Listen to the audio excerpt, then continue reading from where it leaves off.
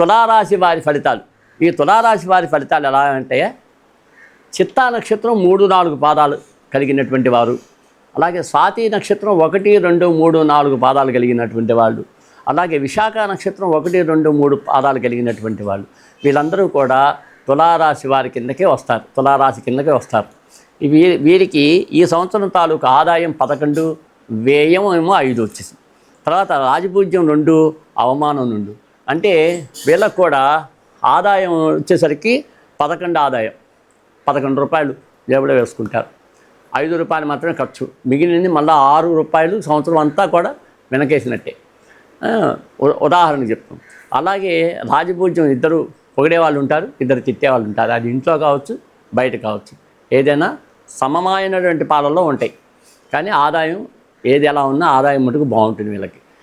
తర్వాత అలాగే ఇక్కడికి వచ్చేసరికి గురుడు మే 14 వరకు అష్టమంలోను రోహమూర్తిగాను, అలాగే అక్కడి నుంచి 18 అక్టోబర్ వరకు భాగ్యమున రజతమూర్తిగాను, నాటి నుండి డిసెంబర్ 5 వరకు రాజ్యమందు సువర్ణమూర్తిగాను, నాటి నుండి భాగ్యమందు లోహమూర్తిగాను సంచరిస్తారు గురుడు.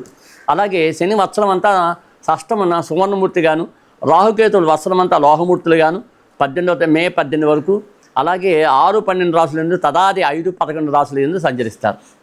అలాగే వేదగోచారంచే 14 మే వరకు గురుడు శుభుడు, శని రాహువుడు వత్సరమంతా శుభుడు, జూలై 20 నుండి కేతువు శుభుడు. మొత్తానికి ఓవరాల్గా ఈ తులారాశి వారందరికీ కూడా ఈ గురుడు కానీ, శని కానీ, రాహుకేతువులు కానీ శుభఫలితాలను ఇస్తూ ఉంటారు. సాముదాయికంగా సంవత్సర ప్రారంభంలో 1-2 నెలలు సామాన్యంగా సాగి తదుపరి ఆటంకాలు వచ్చినా ఉపయుక్తంగా రోజులు సాగగలవు. చిన్న చిన్న ఆటంకాలు వంటివి పంచమ రాహువుచే ఏర్పడిన సమర్థించుకొంచు వృద్ధి చెందుతారు. ఆర్థిక స్థితిని సమతుల్యం చేసుకుంటారు. వివాహాది శుభమును సిద్ధించట, ఉద్యోగాలు ఏర్పడట, వ్యాపారాదులు యందు జీవన విధానం ముందు ఆసక్తి ఏర్పడట లాంటివి జరుగుతాయి. అంతేకాకుండా మంచి సౌఖ్యంగా ఉండగలుగుతారు. అలాగే రియల్ ఎస్టేట్ రంగాల వారు కూడా ఉత్సాహకరంగా వ్యాపారాదులు చేసి వాళ్ళకి లాభదాయకంగా ఉంటాయి. ఎవరు ఈ తులారాశి వారికి రియల్ ఎస్టేట్లో. అలాగే షేర్స్ కూడా పెరిగే అవకాశాలు ఉన్నాయి.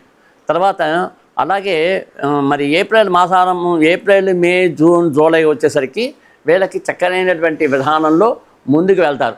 అలాగే ఆగస్టు, సెప్టెంబర్, అక్టోబర్, నవంబర్, డిసెంబర్లోకి వచ్చేసరికి ఈ గ్రహాల తాలూకు కలయికల వల్ల అనేక మిశ్రమ ఫలితాలు వచ్చినప్పటికీ కూడా లాభదాయకంగానే ఉంటుంది.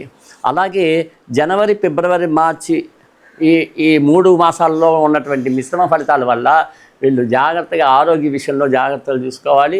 అలాగే వ్యవహార విషయాల్లో ఒడిదుడుకులు ఏమైనా ఉంటే జాగ్రత్తగా సంయమనం పాటించి ముందుకు వెళ్తూ ఉండాలి. ఈ విధంగా చేసినట్లయితే వీళ్ళంతా కూడా మంచి జరుగుతుంది.